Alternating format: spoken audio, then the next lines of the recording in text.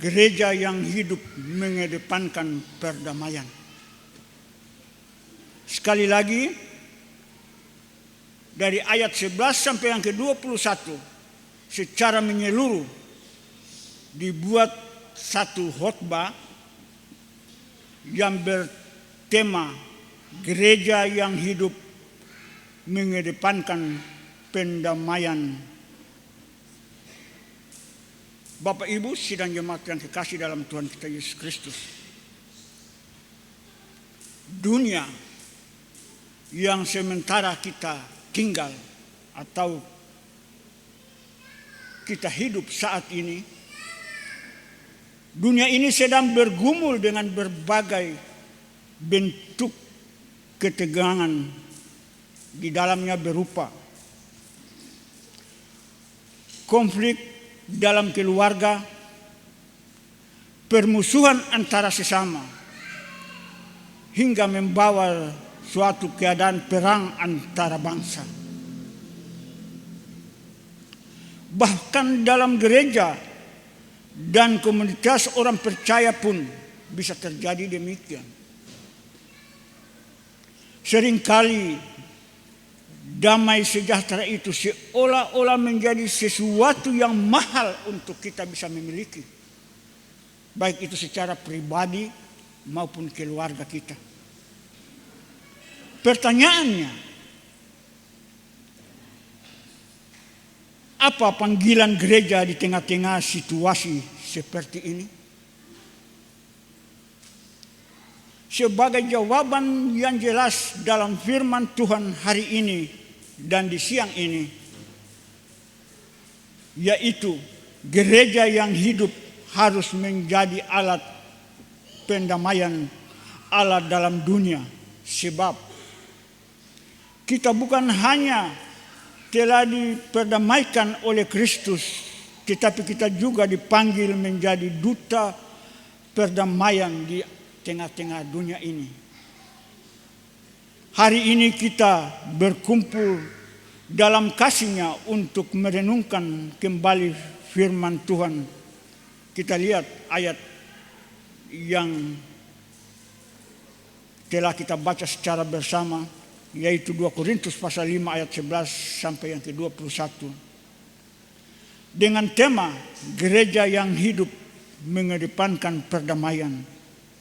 Berarti gereja yang hidup adalah gereja yang memperjuangkan perdamaian. Bukan gereja yang hidup memperjuangkan pertikaian. Atau gereja yang hidup yang sedang berada dalam persoalan yang tidak terselesai. Sebab gereja adalah perpanjangan dari tangan Yesus Kristus itu sendiri. Bapak Ibu sidang jemaat yang kekasih dalam Tuhan kita Yesus Kristus, takut akan Tuhan membentuk sikap kita sebagai orang-orang yang percaya. Kita lihat pada ayat 11 sampai yang ke-13. Paulus memulai dengan berkata, karena kami sadar akan takut akan Tuhan. Takut di sini bukan ketakutan biasa, melainkan rasa hormat, rasa kegaguman, dan rasa kesadaran yang mendalam akan keagungan Allah itu dalam kehidupan ini. Kita yang hidup tidak digerakkan oleh keinginan dunia,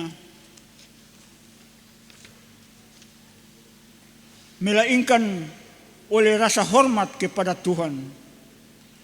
Kita bukan mengejar pujian dari manusia, melainkan hidup untuk menyenangkan hati Allah.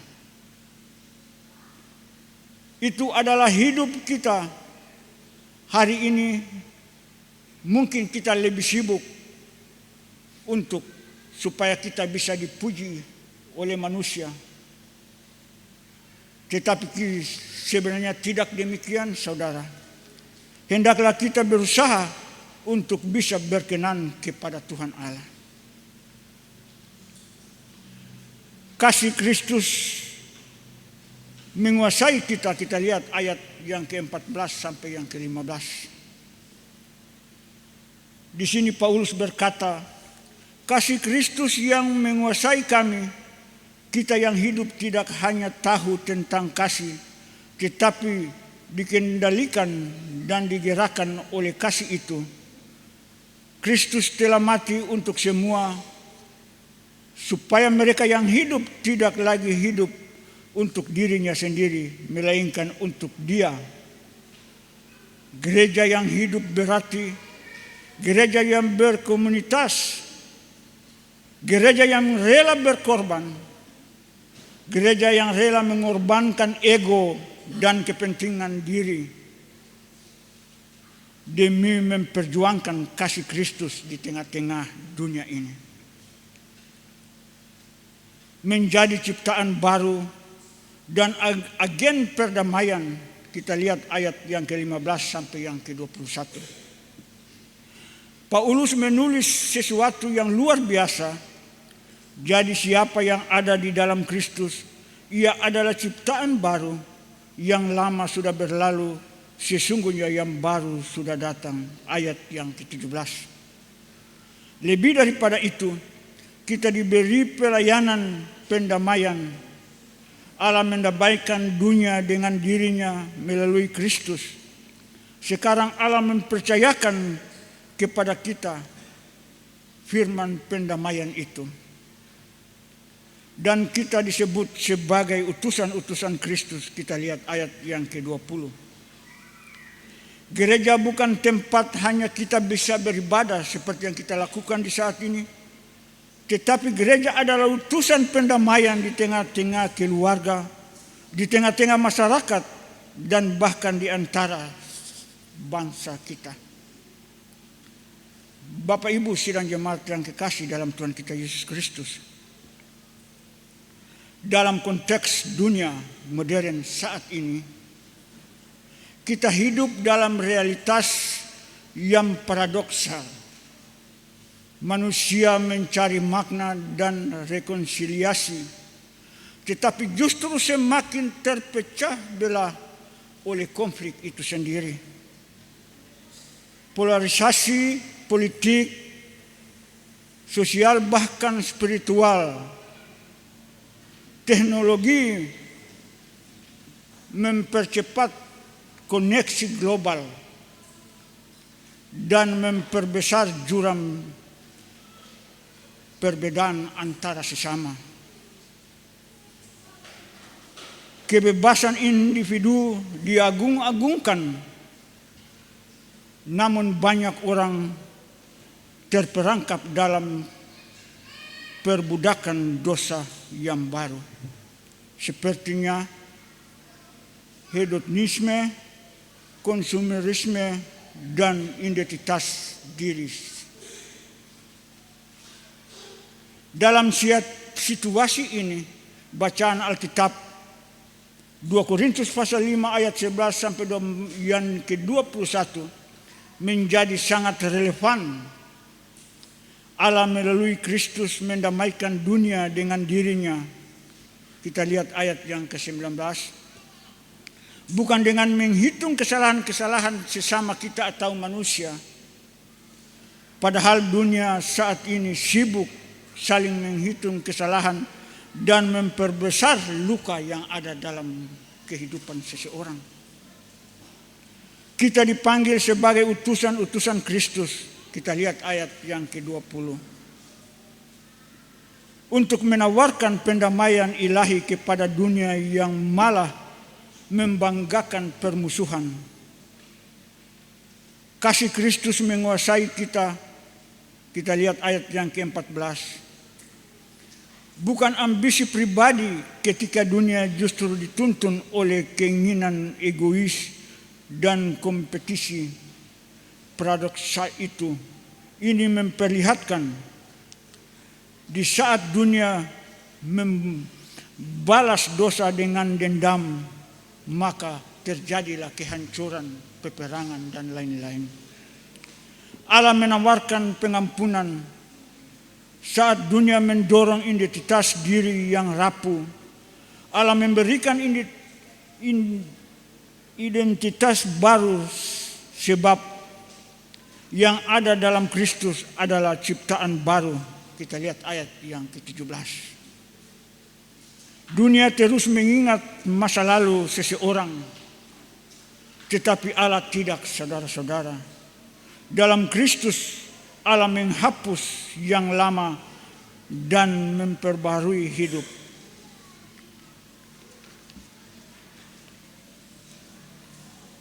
Saudara-saudara yang kekasih dalam Tuhan kita Yesus Kristus, gemi yang hidup adalah gemi yang takut akan Tuhan, bukan gemi yang takut akan manusia dan berbagainya. Gemi dan yang digerakkan oleh kasih Kristus, bukan ambisi tentang duniawi. Gemi yang menjadi agen pendamaian, bukan gemi yang menjadi perpecahan di antara manusia. Untuk itu, saudara-saudara yang kekasih dalam Tuhan kita Yesus Kristus, dari semua perikop yang telah kita dengar secara bersama-sama di saat siang ini, saya akan mengakhiri ini dengan suatu cerita yang pendek. Cerita itu berbicara demikian. Suatu hari ada seorang bocah kecil yang melihat seekor burung kecil terluka di tepi jalan. Dengan penuh belas kasihan, ia mengangkat burung itu. Ia membawanya pulang dan ia merawatnya dengan baik. Maka orang-orang yang ada di sekitarnya melihat perbuatan si bocah ini, mengejek dia dan berkata,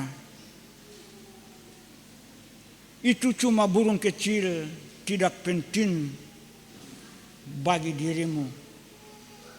Tetapi bocah itu menjawab, "Kalau aku bisa membawa damai untuk satu makhluk yang kecil seperti burung ini,